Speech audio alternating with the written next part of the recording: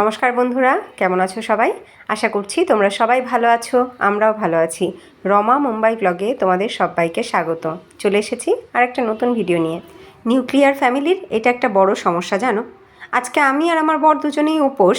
আমাদের দরকারই ছিল না গ্যাস অন করার, কিছু রান্নাবান্না করার, কিন্তু বাবাই যেহেতু আছে, বাবাই তো আর উপোস নয় আমাদের সাথে, ওকে তো খাবার খাওয়াতেই হবে। তো কাছাকাছি না কোনো আত্মীয় স্বজন, না কোনো বন্ধুবান্ধব, না আমার ঘরে আর কেউ আছে যে নিজে খাবারটা রান্না করে খাবে এবং আমার বাবাইকেও খাবারটা দেবে। তো সেটা তো সম্ভব নয়, যে কারণে অগত্যা আমাকেই রান্না করতে হচ্ছে। তো আজকে যেহেতু বাবাইও বাড়িতে আছে, তাই সকালবেলা ওকে বানিয়ে দিচ্ছি একটু ধোসা। তো ধোসার সাথে আবার চাটনিও বানানোর দরকার ছিল, অথবা সাম্বার বানানোর দরকার ছিল, কিন্তু ওসব ঝামেলায় আমি না গিয়ে বানিয়ে দিলাম ওকে চাইনিজ ধোসা। চাইনিজ কেন বলছি, তার কারণ হচ্ছে আমি এখানে chilli sauce, green chilli sauce, red chilli sauce আর তার সাথে টমেটো কেচাপ, এই তিনটে অ্যাড করে বানিয়ে দিলাম। এটা খেতে কিন্তু বেশ ভালোই হয়, জানো। এর আগে একদিন বানিয়েছি আমি এইভাবে, বেশ চটপটা। আমাদের বড়দের যেমন ভালো লাগে, বাচ্চাদেরও কিন্তু বেশ ভালো লাগে এই টেস্টটা। বেশ 3 রকমের সস দিয়ে মাখিয়ে, আর ঝামেলাও কম। আর এর সাথে আমার না কোকোনাট চাটনি বানাতে হলো, না সাম্বার বানাতে হলো। যাই হোক, বাবাই তো এটা দিয়ে কাজ চালিয়ে নেবে আজকে সকালবেলাটা। আর দুপুরের জন্য ওর জন্য আমাকে সেই রান্না করতেই হবে। দুপুরে প্রেশার কুকারে অল্প একটু ভাত আর প্রেশার কুকারেই অল্প একটু ডাল আমি আজকেও রান্না করে দেবো ওকে। আজকেও তাই খাবে। আর আমরা একদম প্রথম প্রহরে জল ঢালবো শিবের মাথায়। প্রথম প্রহর মানে 6টার কতর পর থেকে। তো 6টার পরেই আমি বসবো পুজোতে। 4টে কততে তো লেগে যাচ্ছে চতুর্দশী। যাই হোক, দেখো হয়ে গেল ধোসা বানানো। 3টেই বানালাম মাত্র, ওকে দিয়ে দিই। কারণ বেশি বানালে পড়ে থাকবে, খাবে না। তো পড়ে থাকলে সেটা তো আমরা আর কালকেও খাবো না। তো যে কারণে অল্প করেই বানালাম, ওকে দিয়ে দিলাম। এটা কিন্তু ক্রিস্পিও হয়েছে, আবার টেস্টিও হয়েছে। কেমন হয়েছে খেতে?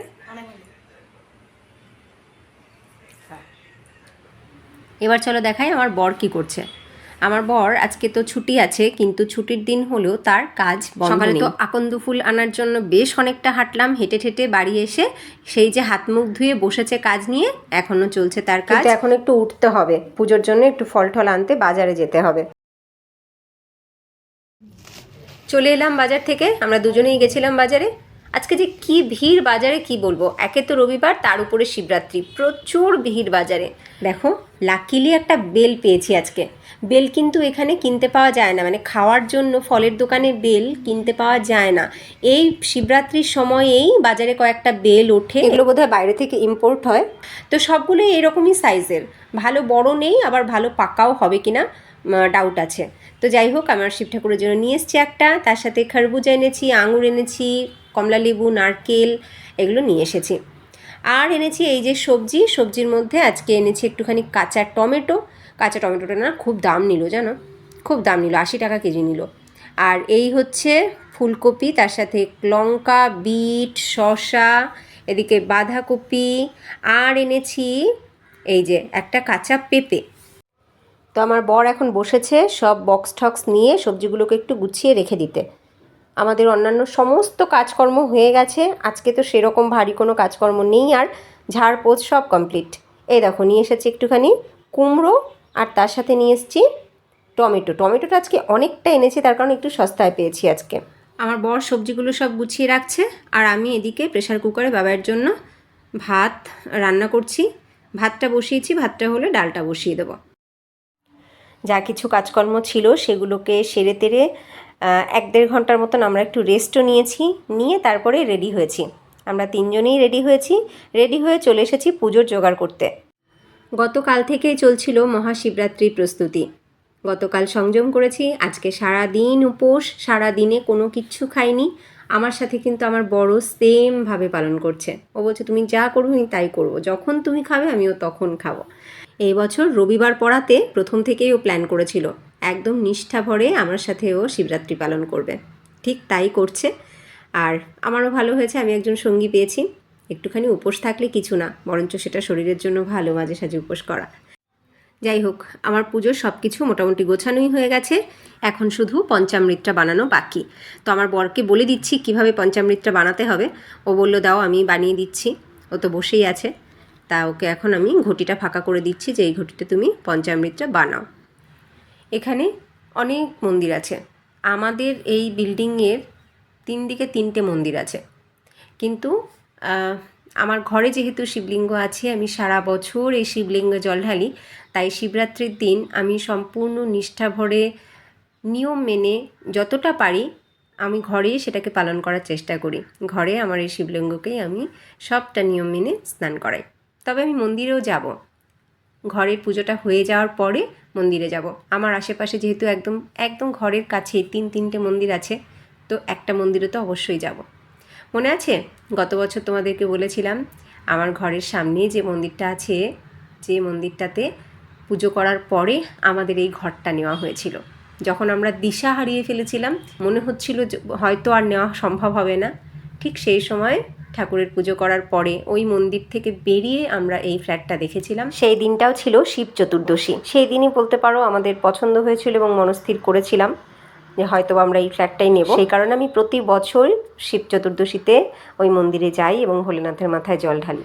আমি তো খুব করে মনে করি বাবা চেয়েছিল বলেই আমাদের এই ফ্ল্যাটটা নেওয়া হয়েছিল, কারণ আমরা হাল ছেড়ে দিয়েছিলাম সেই সময়ই এই ফ্ল্যাটটা আমরা দেখেছি। তো বাবার আশীর্বাদে এই ফ্ল্যাটটা আমাদের পাওয়া। সব গুছিয়ে নিয়ে এবার বাবার মাথায় জল ঢালতে শুরু করলাম। প্রথমে নর্মাল জল দিয়ে বাবাকে স্নান করিয়ে নিয়ে এইবার পঞ্চামৃত দিয়ে বাবাকে স্নান করাচ্ছি।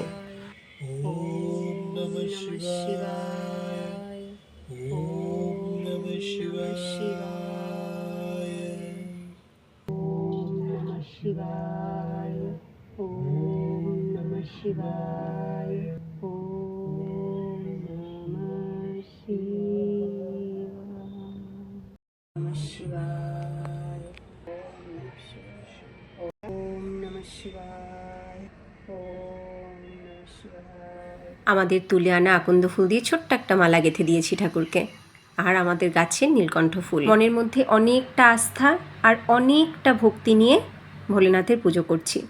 ভোলেনাথ নিশ্চয়ই আমাদের এই পুজো গ্রহণ করবে আর ভুল ত্রুটি ক্ষমা করবে। সব্বার ভালো হোক, সব্বার মঙ্গল হোক, এই কামনা রাখি।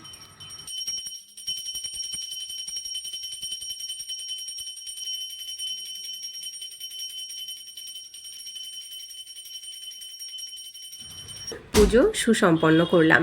এবার সারা ঘরে প্রদীপের আশিস দেখিয়ে নিচ্ছি। কর্পূর জ্বালিয়ে সেই আশিস আমরাও নিয়েছি এবং সারা ঘরে দেখিয়ে দিলাম। এদিকে সন্ধ্যা তো হয়েই গেছে অনেকক্ষণ আগেই প্রায়। এবার আমি সন্ধ্যা আরতিও করে নিলাম। আমার গোপালকেও সন্ধ্যাবেলার ভোগ দিয়ে দিয়েছি।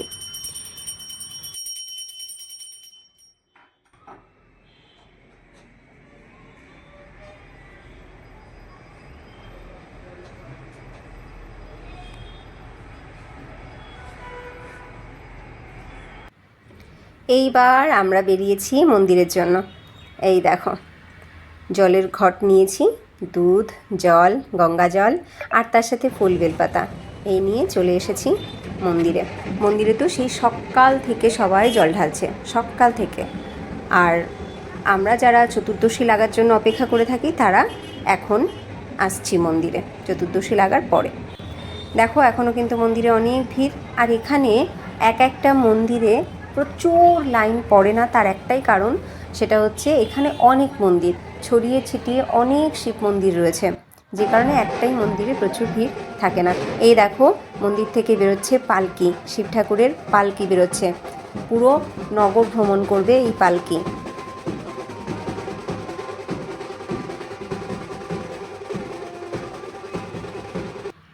বেশ কিছুক্ষণ লাইনে দাঁড়ানোর পরে আমরা জল ঢালতে পেরেছি।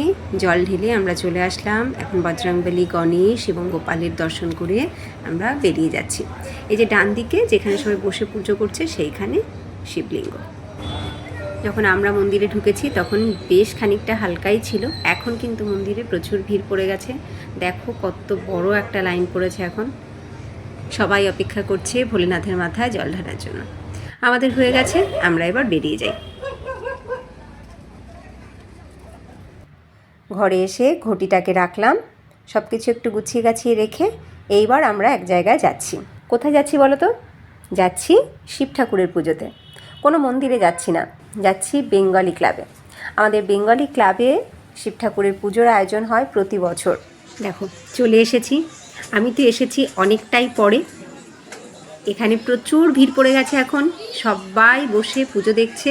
এখনও কিন্তু এখানে কেউ জল ঢালতে পারেনি, তার কারণ এখানে পুজো হচ্ছে শিব এবং পার্বতীর। এই দেখো, শিব পার্বতীর পুজো হচ্ছে। এই পুজো সম্পন্ন হওয়ার পরে তারপরে শুরু হবে জল ঢালা।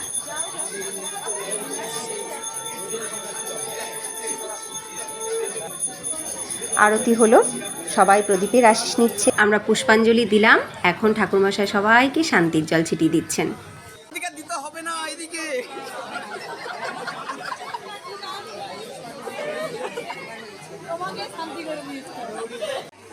প্রথমবারে যারা অঞ্জলি দিতে পারেনি তারা এখন অঞ্জলি দিচ্ছে। দেখো ঠাকুরমশাই মন্ত্র বলছেন। আর শিব পার্বতীর পুজো সম্পন্ন হওয়ার পরে এইবার কিন্তু সবাই জল ঢালা শুরু করেছে। এই দেখো নিচে শিবলিঙ্গ রয়েছে, এই যে সবাই এখন শিবলিঙ্গে জল ঢালছে।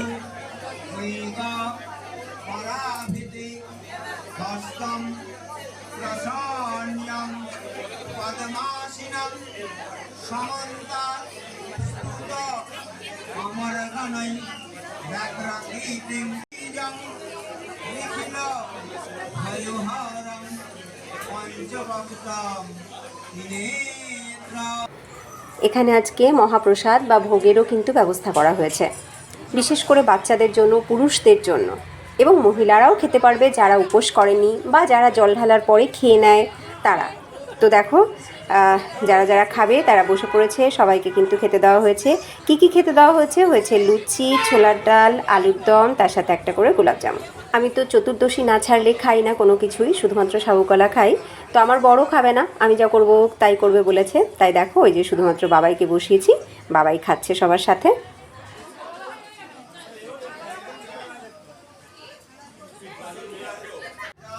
এখানে এখনও পুজো চলছে, এখানে পুজো চলবে, আজকে সারা রাতই চলবে, 4 প্রহর ধরেই এখানে জল ঢালা হবে। তো আমরা অঞ্জলি দেওয়ার জন্যই এসেছিলাম বিশেষ করে। তো অঞ্জলি দিয়েছি, সবটা দেখেছি, খুব আনন্দ করেছি, সবার সাথে গল্প করেছি। এইবার আমরা এখান থেকে এখন বেরিয়ে যাব। কালকে সকালে বাবার স্কুল আছে, তো যে কারণে আর থাকা যাবে না। অলরেডি রাত 12টা বেজে গেছে। তো দেখো সবাই এখনও বসে গল্প করছে, তবে এখন লোকের সংখ্যা কিন্তু একটু কমে গেছে। যাদের যাদের বাচ্চাদের স্কুল রয়েছে সকালে, সেই মায়েরা কিন্তু বেরিয়ে গেছে জল ঢেলে। আমরাও গুটি গুটি পায়ে হাঁটতে হাঁটতে বাড়ির দিকে রওনা দিয়েছি। এখন কিন্তু অনেকটা রাত, 12টার অনেক বেশি বাজে। সারাদিন কিছুই খাইনি, উপোস ছিলাম। সত্যি বলতে কিচ্ছু কিন্তু কষ্ট হচ্ছে না, ভগবান সব শক্তি নিজে থেকে দিয়ে দেয়। আজকে দিনটা সত্যি খুব ভালো কেটেছে, ভীষণ ভালো কেটেছে। মহাদেবের পুজো করে মনে একটা আলাদাই শান্তি পাচ্ছি। তোমাদেরও নিশ্চয়ই খুব ভালো কেটেছে শিবরাত্রি, কমেন্টে জানিও। আজকের ভিডিওটা কেমন লাগলো অবশ্যই কমেন্টে জানিও। যদি ভিডিওটা ভালো লাগে লাইক করো। নতুন বন্ধুরা যদি তোমাদের ভালো লাগে লাইক করে সাবস্ক্রাইব করে সাথে থেকো। দেখা হবে নেক্সট ভিডিওতে। সবাই ভালো থেকো, টাটা।